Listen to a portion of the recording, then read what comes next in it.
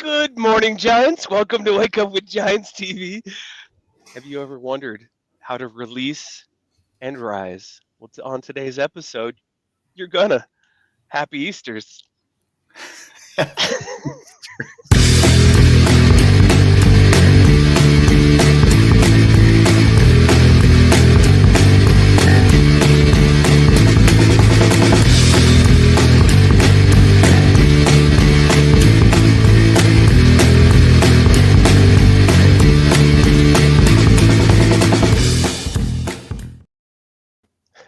Good morning, Giants. Welcome to Wake Up with Giants TV. I'm Ryan Morris, co-creator of Wake Up with Giants TV, a tribe of giants and 12 Journeys Coaching. And I wrote a little book.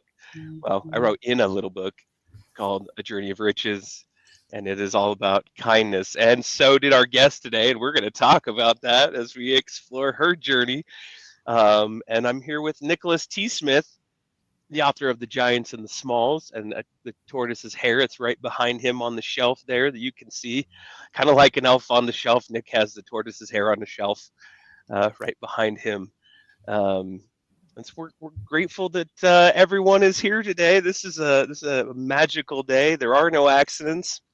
We actually double booked this morning, and we apologize to our other guest, but we feel like that there are no accidents, and today's title is fitting because of Easter. Kind of a little bit of a double meaning there, and I love it. I don't know if that was on purpose or on accident, but either way, it doesn't matter because there are no accidents. So this is going to be the best show ever. So Nick, I'm going to turn it to you for a little bit of housekeeping, a little bit of update. Yep. Biggest thing that we're working on right now is I've been doing market research on our training program, Sum Gigante. And so if you want to learn more about that, I'll pull that up here on the screen. You go to my12journeys.com/Sum Gigante. That means I am giant in Latin. And that's our goal and intention with this course. So it's a 6-week course where we take you through and install an operating system for life. So this will be foundational for everything that you do. We go from the root to the shoot to the fruit. And there's a reason for that, is if we can heal this inner world, then we can start to express new things in the outer world. And that ultimately leads to you creating your impact in the world. And that's the fruit. And so the 12 Journeys is based on the book, The Giants and the Smalls. It's designed to help you to find and uncover your inner giant. It's always been there. And so I'm building this out right now. It is still in process. It's under construction. But if you're curious about what the 12 Journeys are, I'd invite you to go and check that out. Just click my12journeys.com/Sum Gigante. And we are going to be live June 14th is the next cohort. Yay. So Exciting. I've been hustling. Yeah, it is a killer program. It is we always say this is the best show we've ever done. This will be the best program we've ever run. How'd you like that rhyming? Oh. Yeah. Nick is our regular Dr. Seuss here, and it's no joke, because this guy can create content, but even better, he's an incredible man, and one of the best coaches that I've ever met, where he can help guide you through the things that you're going through. And I would pay you for that compliment, but I'd just be using our money to pay you. So it really doesn't make any sense. Pay yourself and put it right back in the bank account. I'll go ahead and put that right back in the bank account there. I'll write you a check right now. Well, let's jump in. We got a great guest today. Yeah. For Easter, you talk about rising new in your life and creating impact in the world. Our guest is going to help us do that today. So we're diving into something that touches every one of us. It's growth, but not the shiny, polished kind. We're talking about the kind that takes courage, the kind that starts with healing. And our guest today is someone who truly lives this work. Cari Rickabaugh has spent over 2 decades helping people to step into their growth by first helping them let go of trauma, pain, and all the stuff we carry that keeps us small. She's a master body worker, a trauma healing coach, and someone who blends deep emotional healing with real world tools.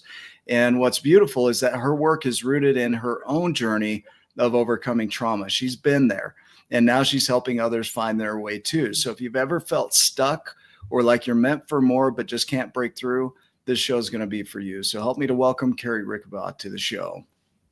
Thank you, guys. I Hey. hear all the Yay. clapping out there. So, The crowd goes wild. you know, You're we you guys. it's good to have you here, and you know, there are no accidents. So I did overbook the show, and in my chaotic brain, I didn't realize I did that until this morning. And so we're grateful that you're here. There's always a reason for that. So our other guest is happy to move to another date, so we're thankful for that. So that'll be a powerful show. But you know, there is a reason for things. And talking on Easter, you know, what a day to talk about what we're going to be talking about is, you know, how do you rise essentially from the ashes, from a life of trauma, chaos, to actually bring your dreams to reality. Now, before we dive in here, I want to just reference that in the Giant's journey, we are not looking necessarily for social accolades or achievements. So things like wealth and fitness and all this stuff that people tend to measure. What we're looking at is impact. Are you able to bring your unique gifts and talents and dreams into the reality and start to make impact with those? So when we look at the growth series, it's really about whatever that impact looks like, are you able to bring it into the world? And the strategies and processes you use to do that. Does that make sense? Absolutely. Absolutely. And so we're going to go back, you know, similar to the root journeys that we do, where we really dive deep into the non-consciousness, awareness, grief. You know, the first 6 journeys are all about the inner world, and you can't help but touch on that in what we're doing here. But we're going to be diving into uncertainty, abundance, vision, surrender, nurture, impact, all those things. Legacy. So legacy, right? See, I know my journeys. You do know your journeys. So, Cari, the first question I'm going to have is, you know, just briefly touch on, give us a little bit of context of your history of what you had to overcome to even get to starting on the root journey or the growth journeys. Can you take us through a little bit? Absolutely. Absolutely. Yeah. So my story, if we go back a couple of years, in my mind, my story started when I was 12, 13 years old, right? And that's where the first incident of abuse happened. That's where I thought my life shifted and changed, and everything was, I grew up in a very toxic and tumultuous household, but I thought everything was fine up until that point. And that was the first event of that really hit me so hard and shifted the way that I saw the world was as a teenager.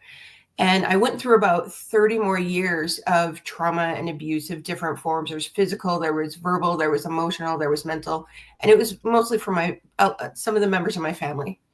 And so I had grown up in this way of being that's all I knew. And I thought that was normal. And I took on the belief that every other person had about me and thought that those were true. And I got to a point where I was white knuckling it through the day, and I just got as low as you could go. This miracle happened. I started healing that 30 years of trauma. And we worked on that for about a year. And, you know, you think everything's going to be like tiptoe through the tulips and roses and daisies and unicorns and rainbows, and life's going to be great. I've tiptoed through the tulips a few times. Literally. I'm sure. Literally. But in the coaching world, we talk about peeling back the layers of the onion, right? And as you heal, as you're healing, you're peeling back these layers and you're actually opening up space. I was holding on to so much that a lot I didn't even realize. And I started to learn how to let that go.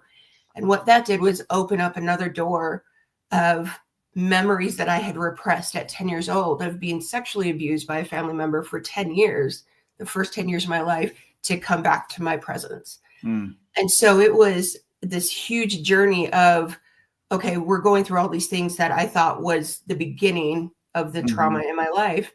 And then all of a sudden another decade comes in and I'm like, where do I go from here? And so it was reinstating everything that I had learned and trying to adapt to that too. Yeah. Beautiful. I had somebody that was incredibly successful in their life. Right. I'll tie this in. Incredibly successful by social standards. Right. And then she wanted to go another level. And so she'd already reached all of her targets, but she wanted to go another level. And when she stretched for that new level, all this old stuff came up for her that she had been able to manage and create success with everything that she had dealt with. But the moment she stepped into a new path to something bigger, holy crap. And I see that for me is like all this stuff that you think, oh, I've handled that. I'm good. Yeah. And then you're like, oh, no, dude, you're not. Check this out. Right? Yeah. That's gender neutral. No, dude. Yeah, dude is a term of endearment for me. Yeah. Nah, dude, you're not. Yeah, I'm calling I've had a few of those in my life. Yeah, you're a dude. So when that comes up, so let's start here, because the first journey in the growth journeys is the journey of uncertainty. And the beauty about the 12 journeys is that each of them is so complex that you could go on an entire journey just in one of the journeys. You can go down the rabbit hole. Now, the journey of uncertainty, to give context for what we're speaking of, is that we don't know what's going to happen next. We don't know how things are going to play out. We don't know what we're even going to create. But Margaret Drabble, in our training, we talk about her. She says that when nothing is sure, everything is possible. Chris Smith's work ties into that possibility exists, limitations are created. And so the journey of uncertainty is really learning to step into the darkness without being able to see the full picture. And it flips that script in your mind of whatever your paradigm was to opening up to new possibility, and it can create, there could be a little bit of like pit in your stomach, of the uncertainty, but it starts to flip that to an excitement, when you start seeing that there's so much abundance and that there's all this that's out there and that you can create and be, do, or have anything you want. All of a sudden it's like, oh, ta-da. Yeah, for me it was very, for me, huzzah. For me, I because of the way I had to function to survive in this trauma that I didn't even know I had, it kept me in this holding pattern for about 20 years. And I couldn't change a whole lot about myself, but my vision was very much on this path, and there were blinders up on either side. And if anything in that path didn't work, then I didn't know what to do. So there wasn't a vision for possibility for me. For me, there was this vision of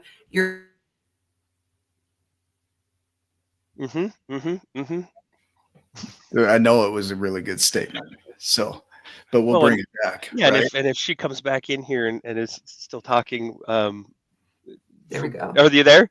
Yeah. But there go ahead. Okay. The last little bit cut out for a second. Yeah, finish that out, Ryan, what you were going to say, and then it's interesting because you go through your life and you have these traumatic events or these things placed on you, or you place them on you for protections. You put layers and layers. We go back to that onion, layers and layers and layers. That's for safety. That's for out of fear, out of safety, out of comfort, and usually those are learned or experienced, and so then you put on those layers. I think one of our guests, maybe it was Chris Smith too, and somebody talked about putting layers of clay and mud and on, and pretty soon you don't even know who you really were. But you're operating from this space, and it's that same thing is, oh, this experience happened, put a blinder on this. Oh, no, can't do that. Can't do this. Or I have to relive that or face it or go through it again until, your vision is so narrow. And then once you start to go through growth and somebody wakes you up to a possibility, and you start to shake some of those off you and look around, it can be also very intimidating, very scary, very new as you're going through that beginning process as well. But you cut out there. Sorry, Cari, to hijack it. You froze, and I was like gonna ad lib your lips, and then you came back. So you can say whatever you were gonna say instead of what I was gonna say for you now. That was it. That was word for word what I was gonna say. I figured we know each other pretty well. So. And so I was so in this narrow vision that possibility wasn't a possibility. Mm. And when I was working with my coach, he was trying to get me open to the possibility of possibility. And that's where I had to start, was I had to believe that there was a possibility that other things were possible. Not that I could believe that they were, but just the possibility of them, because I was so narrow-minded that I couldn't see anything I like for that. myself The that was possibility of different. possibility. It's exactly what we worked on for weeks, was the possibility of possibility. So So continue. no, it's just sometimes it's hard to see that possibility. But like Ryan said, when you are able to peel back enough layers where your eyes open up. I mean, I do things now that a year ago I would have never imagined. Never imagined I could ever do, because there was no possibility there in my life. And that's when people feel very alone. That's when people feel very stuck. And that's where that's so important for that shift to come in. Yeah. This segues for me. It segues right into, when people step into the unknown, they tend to go into one of their fear responses. So fight, flight, fear, fawn, and the other F word is actually Steve one of them, Hardison's favorite one, and right? yours. And so when you get into that space, so neurologically, you don't really get to choose what shows up in a fight or flight response, right? It shows up, but you do get to choose what you do with it after. And so being equipped, with the root journeys, being equipped to navigate back through some of those things, right? To step into the unknown. When you face something you've never faced before, people tend to default to what they've known, what they've practiced.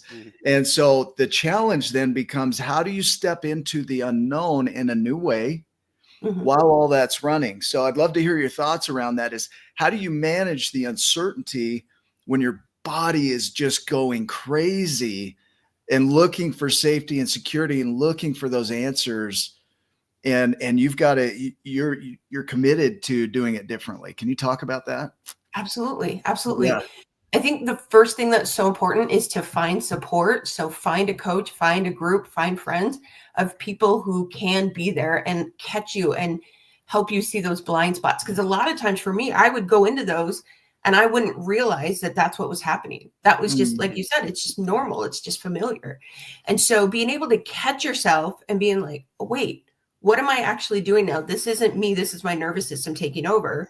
And stepping back. I mean, there were times where I physically stepped back and been like, okay, where was I 30 seconds ago before I felt whatever I felt? Right. And then it's a conscious choice that you make of, am I going to continue to do the same thing that I have always done, which has always gotten me the same result?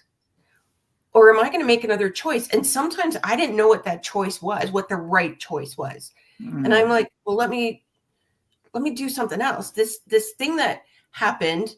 I'll give you guys an example. There was a situation. One of my old patterns was when I became friends with somebody or got to know somebody well, if they stepped back for any reason, something happened in their life, their job got busy, their, whatever. If they stepped back from our communication a little bit, I automatically took it personally and thought it had to do with me. And then I would reach out to them and be like, look, I give you permission to tell me to, go ahead, and I don't want you in my life anymore. I took it very personal. And I did this almost with like protection, right? So okay, if you're, it's okay. You can hurt me. You can leave. It's fine. Yeah. I would give them the permission, because then the pain of them coming to me, would not be there. The surprise would not be there. So I'd be like, hey, obviously you don't want anything to do with me anymore, taking no consideration into their lives. And I would say, go ahead and walk away. I give you permission to walk away. And then I would be completely hurt that they walked away. And I did that for decades. And then I finally had somebody in my life who I did that to. And that person turned around and said, I'm not going to do that. Let's have a conversation. And I'm like, what do you mean? Let's talk about it. Like, this is the pattern. This is what happens. And I found that when that happened, I didn't know what to do. So I turned around and tried to do that to another friend. And that person said, we're not going to play that. And so I had to step back and be like, oh, this is a pattern I run. When this happens, then I automatically assume this, and then I do this. Right. And then the next time that feeling came up, I was like, wait, I can do something else. Let me have a conversation, or let me write them a letter, or let me step back and say, why do I feel this is happening? And it's just being conscious of it. It's catching it. It's catch and release, catch and release. It's catching yourself in those patterns that always happen. Yeah. And stopping yourself and doing something different. And sometimes you have to do 20 different things, 20 different times. Right. Yeah. That unknown, right? That'll trigger it. So that'll bring it up, whether you know it's there or not. That consciousness is super important though. So once you become aware of it, you've got to lean on your tools so that it doesn't influence the next steps. Yes. So it can be there. That's one thing we've learned in our trainings is it can absolutely be there. It has permission to be there. In fact, to get rid of it is what it takes to get rid of you. And that's not really the business we're in. Right. And so we teach people in our programs to really just sit with, allow, and yeah, it's uncomfortable. It doesn't feel good. It's not like, oh, I enjoy feeling like shit all the time. That is my favorite. But when you learn, to have awareness and hold space for that, then it can be running while you're stepping in a new direction, because over time, those repeated new directions are going to become that default behavior. Yeah. Right. Yeah. And so and inside of that too, Nick, is I've learned over time as well that, like, you're right.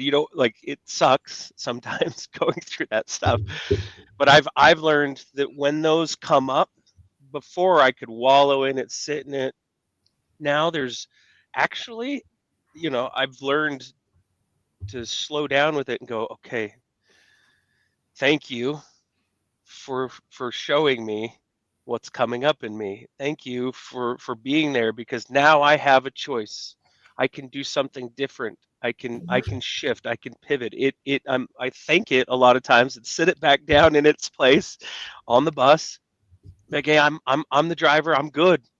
And if I'm never not good, I'll grab you. I'll let you know. We'll sit in it a little longer. Right. But it's taken a while to get there. It's practice. It's awareness. It's all those things that we talk about in those root journeys that you're now practicing to grow. Yeah. Viktor Frankl says somewhere between stimulus and response, there's a space. And that's where all life is created, is in that space. And in this book, The Art of Accomplishment, I don't know who wrote that, but it looks like a good book. Anyway. You had the end covered up. It looked like Nicholas Myth. Nicholas Myth. By Mike Tyson. In that book, though, there's a chapter called 0 Point Decision Making. And it's that every decision, every neural pathway between neurons, there's a gap always. And neurons only fire all or none. That's it. So in between that pathway, you have the chance to redirect that in a new direction every single time you run it. And so, but people don't slow down enough to create that awareness of, okay, this can be running. It's fine. And I'm going to commit to creating this even while it's uncomfortable, And so is there anything else around that brings up as you hear that? Do you know the thing that keeps going through my head? This is something that I would do and I didn't realize I was doing it. And it's become my motto for this year is do it scared. Because when things come up that are unfamiliar or that are familiar, but you want to step out of, it becomes scary. It becomes terrifying because you feel like you don't know what to do. And you just, no matter how miserable the familiar is, your body wants to go back to the familiar because you know what's going to happen with that. And it's just having I don't know, TikToks or Instagram that goes, gonna do it anyway. Like that comes through my mind. Sorry to interrupt. Keep going. You're good. It's, pumping yourself up and saying, it's okay. It's all right. Reassuring yourself that change is good. Change for me was terrifying. I lived on this, and anything outside of it, terrifying. And just knowing that change can create, again, the possibility of anything, but stepping into it, doing it scared, because anything you step into scared, the next time you are scared to step into something, it's going to be a little bit less scary. For sure. It'll be a little bit less scary. And it's just that repeated pattern. The beauty of what you just shared right there, right? Mm-hmm. And that's a survival tactic. It's I'm keeping myself safe because I know what to expect in this lane, even if it's uncomfortable. And what that does, though, is it boxes in your ability to see the abundance and the good that surrounds us, because the world is always abundant. The world is always good, always good. Even if people are doing stuff, the world doesn't change. We change in relation to the world. And so our second journey in the growth journeys is the journey of abundance, which is that everything we need to create anything we can imagine is already here. And it might be in its raw form. It might be in chaos, like Richard Paul Evans says, that chaos is that mine of creation. But when you're in that trauma response, you're not seeing all of that. Mm-mm. And so I love, my transition statements here. And so I'm noticing my transition statements. And so all that, just to point that out. They're really good transition statements. Yeah, I like it. But when you get into that space of being in the narrow, just so you can survive the emotions that are coming up, how do you open up to be able to start seeing the abundance that surrounds you? And what is your definition of abundance? So my definition of abundance, I love this. My definition of abundance, it goes along with the possibility. Anything is possible. Yeah. Right. A year ago, I could have never imagined that I'd be doing a live conversation with you guys ever. Yeah. Never. And how many how many interviews have you done for TUE? A lot. It's like it's over 100, right? Is it over 200? Probably about 40. Probably about 40. A lot. That's a lot with some of the best coaches in the world. You sat and interviewed them. Yeah. Yeah, wow. That when I was asked to do that, that was stepping into something terrified. I was terrified to do that. At the same time, I had only been in the TUC group for 3 months, and I couldn't even, for 2 months before I got in the group, I couldn't even join that group anonymously. Like I couldn't click the button to be a member of that group. I finally had to call our friend Dave Orton and be like, you need to pull me into this because I can't even join this. And within 3 months, they were calling me saying, hey, we want you to be on Team Tuck and help us produce and run the live book readings. And then we're starting this new project of promoting the TUC podcast. We want you to be a part of that and do these live conversations. And it was, if I look at what I did back then, I was terrified. I was shaking. I could barely speak. And now they just come so naturally because I stepped into it terrified, and I kept doing it. Because I'm like, even if it's hard, even if it's scary, it's different. And I wanted something different than what my life had always been. And so I had to force myself to say, like I said, I would sometimes stop myself when I was in the middle of a reaction, and I would step back physically to kick it into my brain of, wait, I can do something different. What do I want to do? This isn't what has to happen. We don't have to go down this same road. We don't have to go down the same journey. I also had to become comfortable with anything happening, because I would not take a step unless I knew the end from the beginning, because I didn't want to be surprised. And when you do that, you don't do anything because you can't know the end from the beginning. Right. And you try and control everything. And I had to let go of control and just say, whatever happens is fine. How did that shift your view of abundance or an abundant mindset? It created the possibility of anything can happen. It created the possibility that I could write a book or be in a book and tell my story. I had never spoken about my story. I had never even written it down. And I got on stage in January at a conference in front of 250 people and told 250 people my story of that first 10 years of my life that I had just remembered within the last 3 years. And then it was in a book a month later that went international. And it was horrifying for me initially But then I realized there's so much good that's going to come from this. The abundance part of it to me is anything is possible. And it doesn't necessarily have to do with wealth, financial wealth. It doesn't have to do with success as the world sees it. It has to do with everything that I have put up a wall in front of myself for, that now that wall is broken down and I can take any step in any direction I want. Yeah.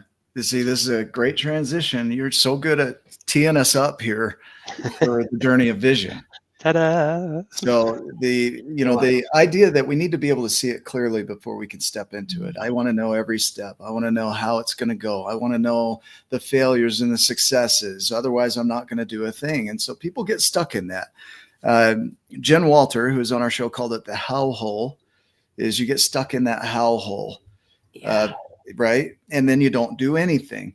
Now, going back on the word vision, which is the journey that we're on right now, the journey of vision, we often think of vision as being able to see. The root word of vision is to follow, and maybe with the eyes or with the imagination, that thing that we bring into our imagining. Imagine is said to be the most powerful word in the English language because it breaks down barriers and it gets people to potentially see things they wouldn't normally see.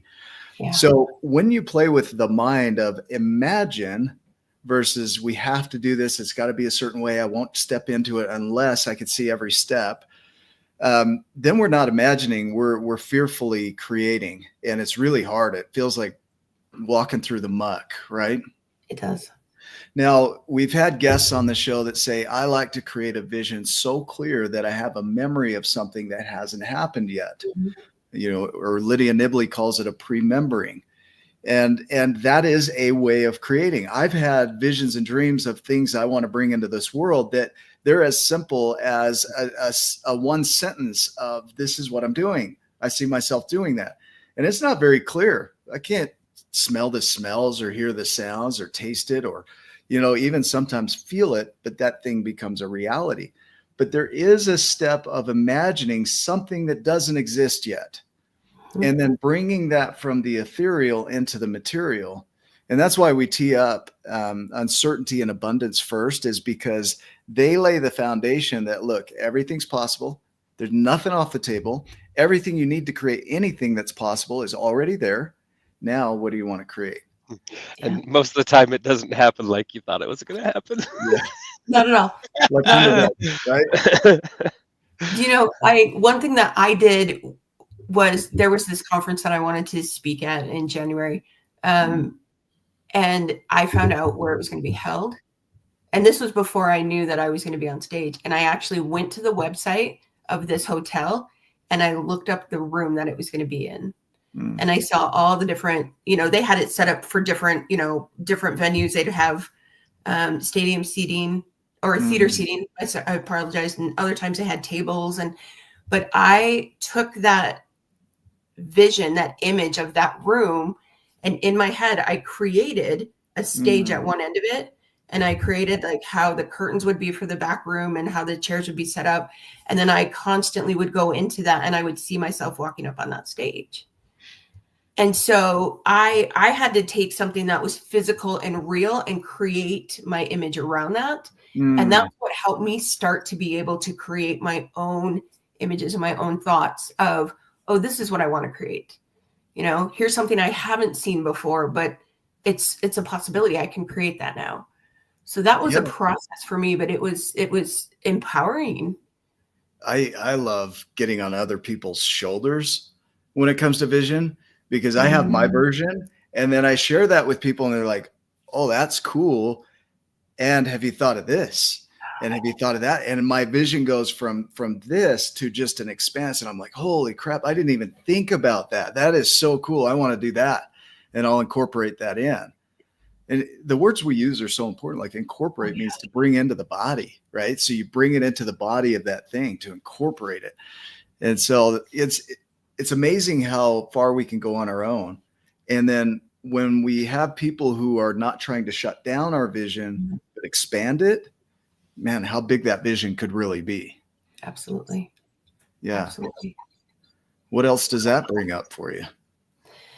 That brings up what I said before about finding a community, finding a Yeah. tribe of people who, you know, I say a lot of times, I'm not ever in competition with anybody, because if I compete with somebody, we both win. Yeah. Okay. I am absolutely going to push anybody toward any vision they have in any way that I can, because I want to see other people succeed. I Right. didn't know unconditional love was a real thing until a couple of years ago. I didn't know that love without condition existed, even for self. And I became a part of a couple of different communities, the Tribe of Giants being one of them, where I was taught that no matter what, there are going to be people there that love me and that support me and that will always be there to help push me. And that actually just took a weight off of me. It took a weight off of me, because I'm like, I don't have to do this alone. Mm. The healing, I didn't have to do it alone. And that was so, I'm going to get emotional. That was so incredible to me, because I had never had that growing up. Yeah. And if you can find that tribe, you guys have created a tribe. There is the TUC community, and there's so many more out there that of people who will see that vision with you and will help you create that, just even mentally.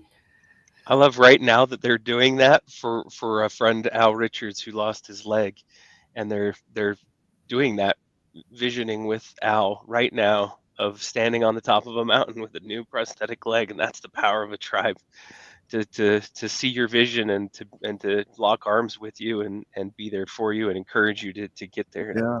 It's And Al's powerful. got such a great sense of humor. Yesterday, I saw him, and he says, "You know, I finally got a job that works for me." He says, "I'm working at IHOP."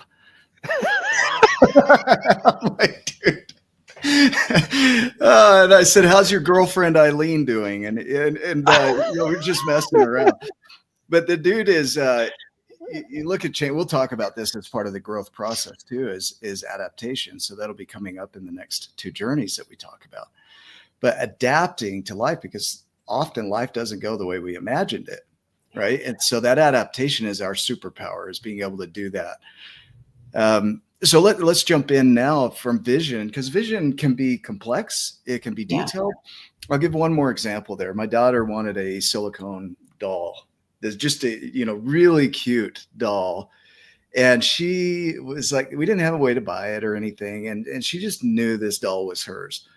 So she went home and cleared out a corner of her bedroom for a crib, for toys, for clothes, and started just creating that space for that doll to be there. So expectant mothers do this. You know, they anticipate. The word anticipate means to bring into your hands before it's a reality.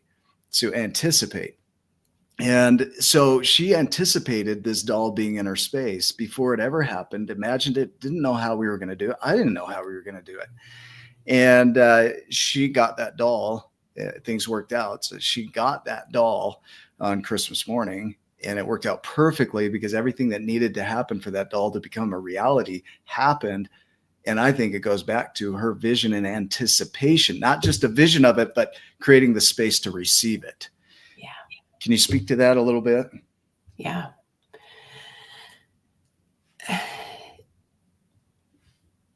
I had decided, once I had shared my story in various forms, I shared it with some of the clients that I coach with, and that gave them permission to step up and step into things as well. They were able to see from me, coming from the past that I had and where I was at now and where I'm going. They were able to see that they could do that as well, and they could start making those changes. But I think the strongest thing for me was, I decided that once I spoke on stage, again, my motto this year is do it scared.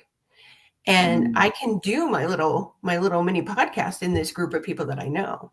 Right. And I can speak on stage if I've already envisioned it. But I decided that I wanted to share my story, and I wanted to share my story across this world. And I wanted to do it on 50 different platforms before the end of the year. And I had no idea what that was going to look like. And so I started writing down, where am I going to speak? On stage, on Zooms, on, podcasts, wherever. And I actually started searching for places to speak. And I started studying, and I started saying, these are all the places that I want to speak. And so I have a spreadsheet in my computer of, here's a bunch of different places, and there's more than 50. And as podcasts come up, I started becoming a part of a group that is find a guest, be a guest on a podcast. And as they come up, I say, this is what I want. This is what I want. This is what I want. And so I've created this space, even though it's not a physical space, I've created this space in my computer that I look at every single day and say, this is the goal. I'm setting this up. Here's the steps that I'm setting up, and creating that space. But not only that, I'm also saying, what do I need to do to make this happen as well within myself? Yeah. So I've spoken with somebody who gives advice on being on camera. And I'm like, what are some of the good things I'm doing? What are some of the things that I'm doing that can be improved? And it's setting up that environment for me to be able to create whatever that goal is, to receive, to speak, to. Yeah. Very cool. Very cool stuff. And what I'm noticing throughout this is that the past, the history can be there, but also it doesn't have to change the direction you're going. I mean, here you are growing, and that's a truth. This is a truth. That was a reality. This is also a reality. Yeah. I was a victim. Even after I started healing, I was a victim for a very long time. And it was, this happened to me. I can't do this. This happened to me. This is harder for me. This was always an excuse. This was always something that I was carrying in my backpack. And no matter what happened, there was always a wall there, and it had to do with the past, had to do with this. And it took me a long time to be able to shift that, because and was so hard for me. I was very black and white. Again, I was in this vision of, it's black, white, it's in here or it's out here. Right. And learning that this can be true and this can be true was so life-changing for me. Yeah. That multiple truths can be true at the same time, that people can have these paths and they can succeed like crazy. Yeah. That wasn't in my super reality in the past. Totally a thing right there, what you just shared. Now, the journey of surrender, we're going to jump into that, which is to render over to another. So the journey of surrender, the reason we placed it in teaching linearly after vision and abundance and uncertainty is because we try and control everything. The moment we get into fear, we get into creation, we're like, it's going to go this way and I need this to happen. And the way it goes is like traffic in Utah. Not going to go the way you think, right? So super fun. Yeah. So you're just going to end up frustrated. So when we're getting people unstuck, a lot of it has to do with trying to control outcomes and how it plays out. And when it goes any way other than what they thought, then they feel like they're failing. So the word failure, the definition is a negative yield from your efforts, and that's subjective. So you look at something, you say, that's a negative yield. That's not what I want. And it's subjective. But surrender is really being able to let go of how it plays out, when it plays out, to what degree and quantity it plays out, but not let go of the vision, not let go of your activity, not let go of your inner work, but let go of how it plays out. One more item on that, and then I'll turn this over, is I was listening to a book of a very, very wealthy woman who says, you are not responsible for how it happens or when it happens. You can't predict how those are going to play out, but you are responsible to hold the vision and take action. So what do you think about that as you hear that? And what's your version of surrender? What's your philosophy? I had a situation happen recently. I'll tell you about this very quickly, that I have a friend that I've known for 2.5 decades who has been a very, very, very dear friend of mine. He's been more like a brother to me than anything. And very recently, because of an outside force, we have had to separate. We've had to part ways. And that has been one of the hardest things for me, because I had the vision of, we have been through so much together and we're going to be this way until one of us dies. Right. And stepping back from that it was one of the hardest things I've ever had to do, because it was like losing a family member. Mm. And I kept saying, this isn't how it's supposed to be. This isn't how it's supposed to go. Mm. And in the last month or so, I've really had to step back and be like, maybe this is how it was supposed to go. Mm.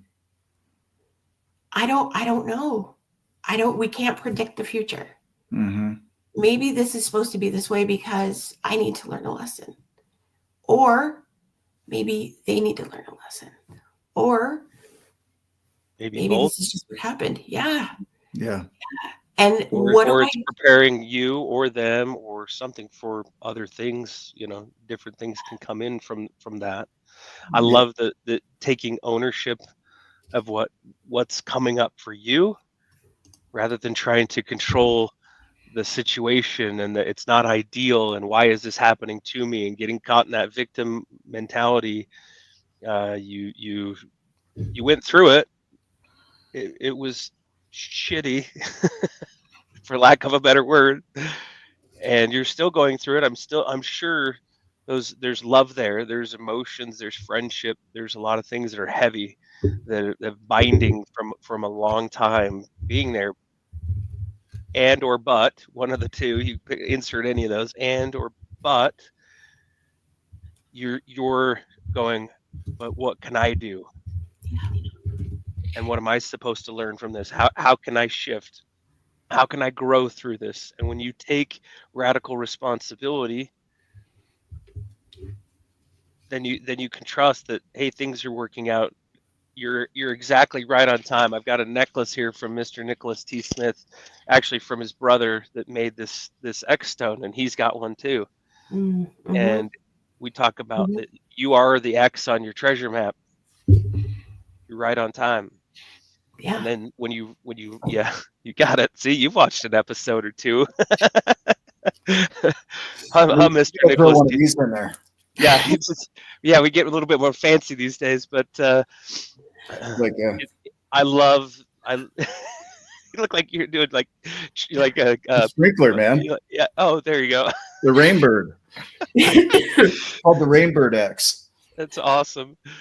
But you're starting to understand that, and I say starting because it's when you go through some of these experiences, they open up or create new possibilities and new things inside of you. People will talk all the time about, oh, I'm supposed to be healed.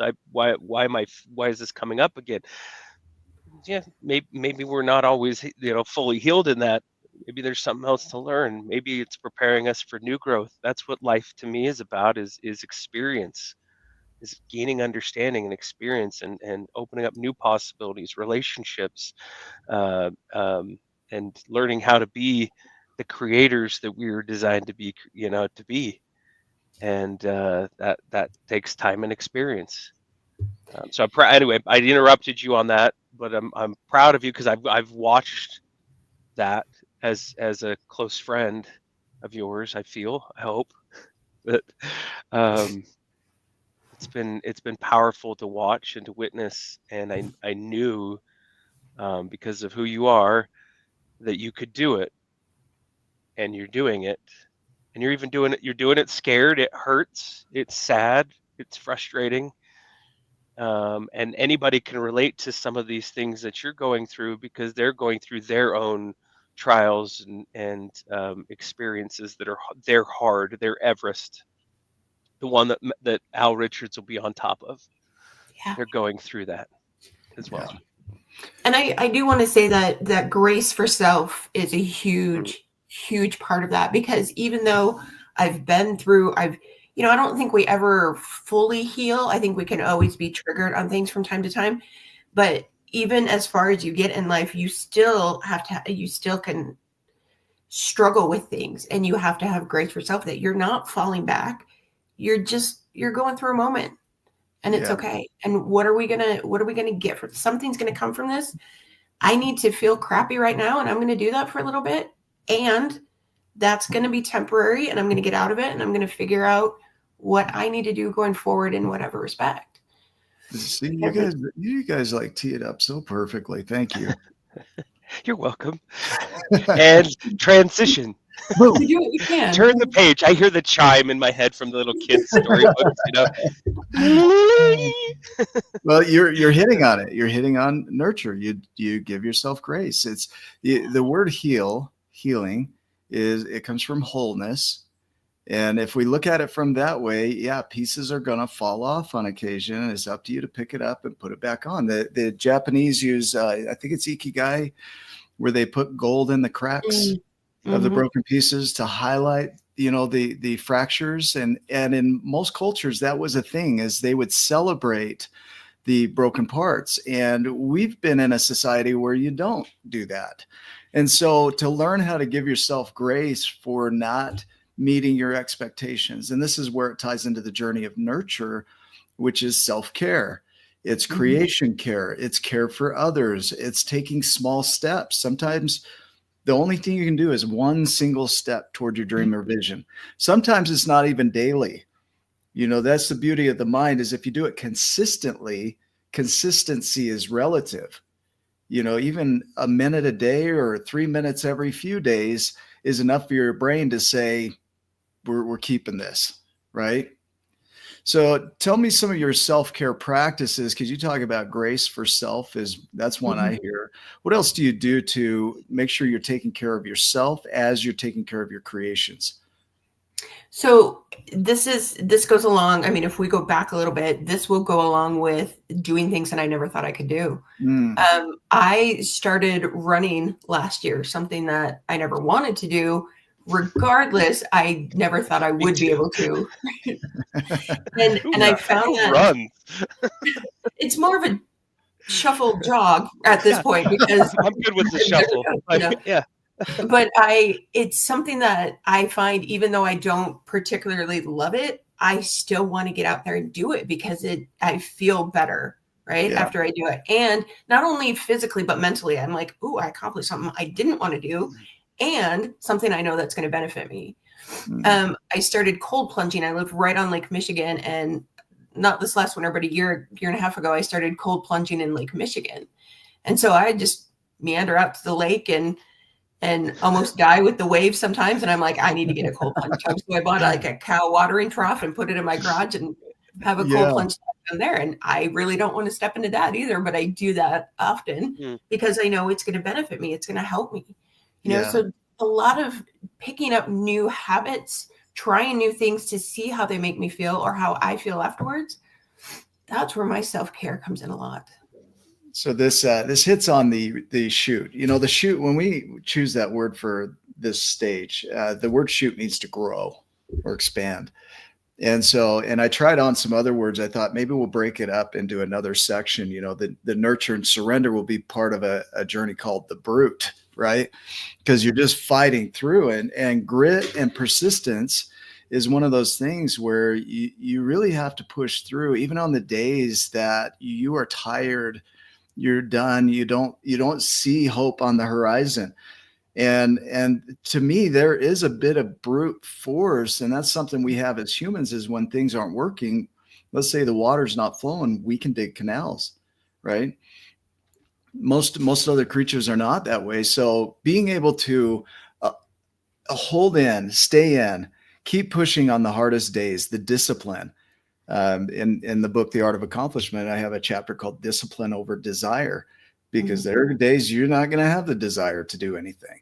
And so you step into the behaviors. So grit and persistence are as much a part of this as anything. And when you look at the shoot journeys, nurture, surrender, all the others, is all the branches, all the pruning, all the maintaining, all the nurturing of the roots. It's all part of that growth process, because you're going to have things you did that no longer work. They go out. Things that you've established that you've got to keep maintenance on. Otherwise they atrophy, right? Can you speak to that a little bit? Like, how do you do it in a way that it's not too much, that it doesn't flood your system and throw you into there can be overwhelm, if you don't care. Yeah. Well, and I've had foot pain for a year and a half, and I grew up in the mentality of you just deal with whatever. And so I went to a foot doctor the other day, and he's like, you have bone spurs. And I'm like, but can I still go running? And he's like, no. I'm like, please. And he's like, no. And so I hold on. Like I just thought of Happy Gilmore at the end when he gets hurt and the doctor's like, you should probably rest. We should call it. You probably should do that. And he's like, the heck with that. I'm going to play. And he's like, what do I know? I'm just a doctor. I feel like you have bone spurs. Can I still run? I've been running with him for a year. I'm like, can't just come on. So yeah, it's those, your body will give you those hints, or your mind will give you those hints of you need to step back. Yeah. And I'm like, okay. And so you got to be very aware of that, because sometimes for me, I would get so gung-ho and I'd just go in full force, and then it would do more damage than it would help. And I'm like, you got to find that balance in there. Yeah. And a lot of it's mental, a lot of it's emotional, a lot of it's physical, and you just have to learn how your body responds to things. Yeah. Yeah. That, I think of challenges and changes. So what came to mind right there was Charles Darwin's quote of, it's not the most intelligent, it's not the most fit that survive, it's the most adaptable to change. And, some of these things that we're going to go through are adaptations to the way it actually played out. So when it plays out, we can make a decision to give up and say, it's not working. It'll never work. Or we can adapt and say, okay, that's the way it played out. What can we do different next time? And sometimes, I think in life, you're striving to create new patterns, new behaviors, whether it's an impact in a book, like you said, or speaking on stage, or just you want to create an impact in your own world. There has to be room for the mess, right? That you're going to be changing, and the old stuff's going to come up. And it's not what you do in the moment. I mean, that matters because that could create some chaos. But after you go through it, is how do you clean it up? How do you realign? How do you step back in and not make yourself feel terrible, horrible, shameful, anything like that while you're doing that? That's such a hard step. I mean, it's such an important step. Again, it's where that grace for self comes in, of you are human. You are human. I lived up until technically probably about a year ago, where I thought it was perfection or failure, and there was no in between. And I always failed because I couldn't be perfect. And I had to stop thinking that. I had to be like, hey, failure is where you learn. Failure is often where you grow. Failure is where you figure out what not to do anymore.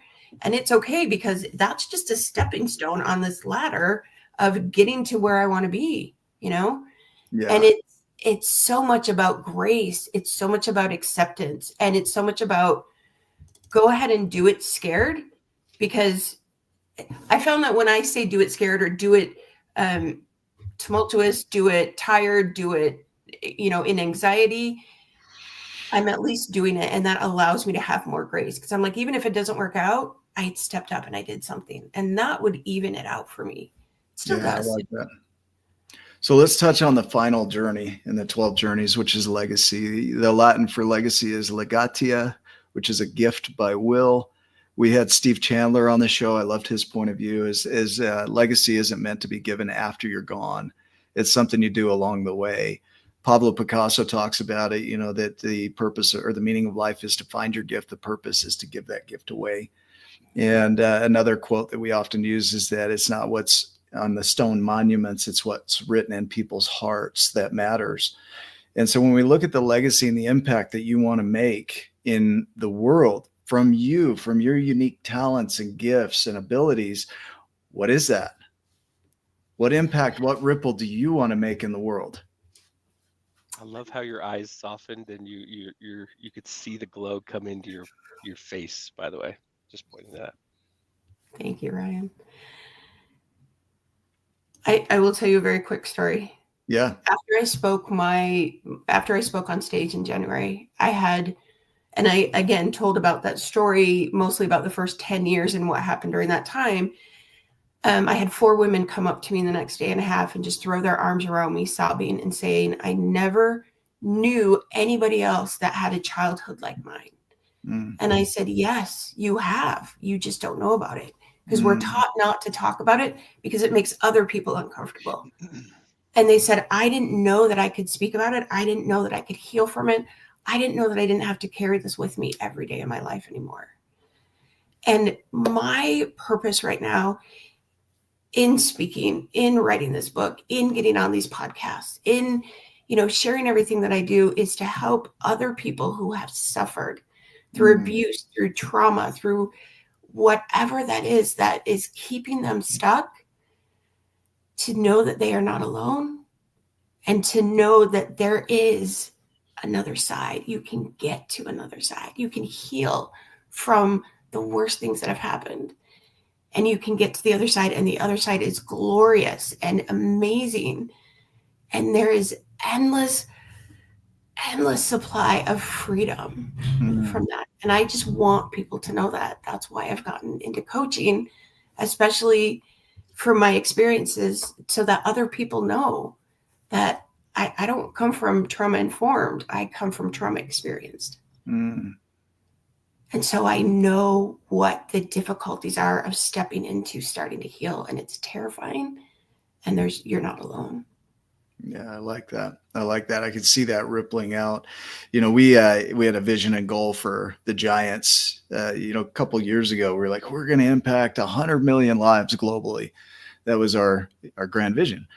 It sounds awesome. When I share that vision, people are like, dude, that is rad. And that's as far as it would ever go, right? Because it was for social acceptance and approval to have a big goal and dream like that. And so we leaned back, especially after Birmingham, the UK event that I spoke at, is I learned from a lot of people there is that if we can impact one person, we have no idea where that's going to ripple out. It could be 2 people, it could be 100 million people. I don't know. We never get to see the end result. But all I know is that the person I'm with, I want to create a positive impact with them. What happens from there is none of my business. Yeah. Right. And so we shrunk our goal down, and it's not shrinking to, I want to impact one person. And that's the person I'm with. Yeah. Yeah. I love it. I love the vision of that. Ryan, what other thoughts do you have? I don't even know where to start with Cari because her and I, we became friends and got introduced through another coach. And this coach brought me into a coaching opportunity without getting into any nitty gritty details. We made a connection, and I feel like as much as I was brought in to be a part of Cari's life, she was brought into my life to make an impact and to be that kind of a person. That one, where go through the trials and the struggles that you're going through individually, but they're there to help each other, and we've been able to have a fair amount of time and conversations. A lot of it's through Messenger, and we have a relationship where we can say what we need to say, and when the other person can get to it or respond back, then that's okay. And at the beginning of that, it wasn't as okay. Cari was worried about what it meant, and she's been gracious to understand the things that I'm going through, and the time, and the restraints and different things like that. And I've watched her grow and stretch, and I've seen the some of the hardest moments that she's been through, and been grateful that I've been able to be just a sliver of her journey. But Cari, I want you to know how much you've meant to me in my world, in my journey. That you have that you've been a ripple. You've been that type of a person that comes in and makes a difference. Sometimes it's just a funny Schitt's Creek message. Sometimes it's tears and holding space, and other times it's our dumping ground to share all of our feelings and emotions in the moment, so that they can dissipate, and know that it's a safe place to share. And I've watched you release and rise. And I know that that's an ongoing thing, that will be a theme throughout your life, that you'll have to come back to some of these things as different situations come up, and you'll face them again, and you'll know what to do even more. And some of those will take you out for a couple of seconds, and some will take you out for a week or month or whatever, but you'll go through them and you'll know what to do. You empowering other people, that you can go through some of the worst horrific things that a human can go through, and no details, but people can go and read your book. People can call you and find you on your website, and I know that you can help people that have been through some of the most horrific traumas, to be able to do exactly that, to release and rise. And they're going to be better for having come across Cari Rickabaugh, um, um, because she has gone through those things, and she's released and risen, I rose. like it. Rise. All of them. You've done them all. My alarm bells are going. That's not how you say that word. That's not English. Right. It's like I got autism. Yeah, I'm a high functioning. Yeah. No, I don't want to play with that. But man, my mind goes crazy. I love it, dude. Rised is perfect. Yeah, she's rised. Yeah. And thank you for helping us to experience just a glimmer of you today. Appreciate it. And I love you. Thank you so much, my friend. I love you. Sure. Love you Cari, dearly. Final thoughts from you? Anything else you want to share that maybe you get the nudge that I need to share this for those that are watching? This is live and people are going to watch after. So speak to them. What would you want to say to them as a final thought here? I just want people to know that there is hope, that there is healing, period. It doesn't matter what you've been through. It doesn't matter what has happened to you. It doesn't matter what you've done. There is healing. There is hope. There is people out there who want to help you. And there are people out there that love you that don't even know you yet, but already love you. And so do it scared. Reach out, get the help that you need. Find somebody who will support you through everything that you need to rise, to release what you have, and to rise up in this world. I love it. I love it. What a great show. What a great timing for a show. You know, things don't happen by accident. We've learned that. And thank you for sharing where you're at. You know, as I think of everything that we've talked about here, is the past created you the way that you are. Yeah. And if it had been any different in any way, you wouldn't be who you are today. Yeah. And you are not the person you're going to be in the future. That's going to shift as well as you keep growing. And the beauty of it is it's all allowed. It's all allowed. Like your past can be there, your current presence can be there, and your future self can be there. And it doesn't have to conflict with each other. They don't have to have dissonance or anything like that. And you're a demonstration of that. Is you can create even with a history that is challenging, and you can go out and make your ripple and impact. And the only person that gets to decide that is you. Yep. And that's powerful. I think, you know, when we look at release and rise, it's, you know, it's not pretending it never happened, but it's releasing the power it has over your next steps, right? And rising up into what you're capable of. Absolutely. I appreciate you doing this with us, especially on short notice. Short notice and double booking. So we're going to, it was perfect. So I want to just highlight one more time here. I'm going to share my screen again. If you have not been to my12journeys.com, we're building this out. It is under construction. I want you to go grab the free I Am guide. So what that is a framework. It means ascend, to feel fully and know what's going on in your body when you get triggered, to awaken to your way of being when that happens, and M, to manage. It's a 30-page guide that will walk you through that process. We do have an application built out for it, but that application is part of our Sum Gigante program. This is not therapy or a replacement for therapy. It's an enhancement to what you're already doing. The Sum Gigante program underlies every framework out there. It's a foundational language for human behavior and human improvement. And so it's a really amazing way to instill and install an operating system of being your most powerful self. And so if you're interested and want to check that out, go to Sum Gigante. Make sure before anything, go get the free guide at my12journeys.com. Doesn't cost you anything but your email address. That's the cost. If you haven't subscribed on YouTube, go join us on YouTube on Wake Up with Giants TV. You probably So you know when we go live? Every single dang time. That's going to be a shirt every single dang time. But yeah, please share this. So you know somebody right now that could use this message with Sherry or Carrie. I'm going to make up names with Carrie. I'm thinking of sharing and carrying at the same time.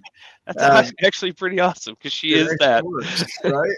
And then go check out her website, resilienceMindAndBodyCoaching.com. Reach out to her, have a conversation with her, look at her story and how that relates to you, and release and rise. Thank you for being a part of this. Go make it a giant day, and we will see you in the next video.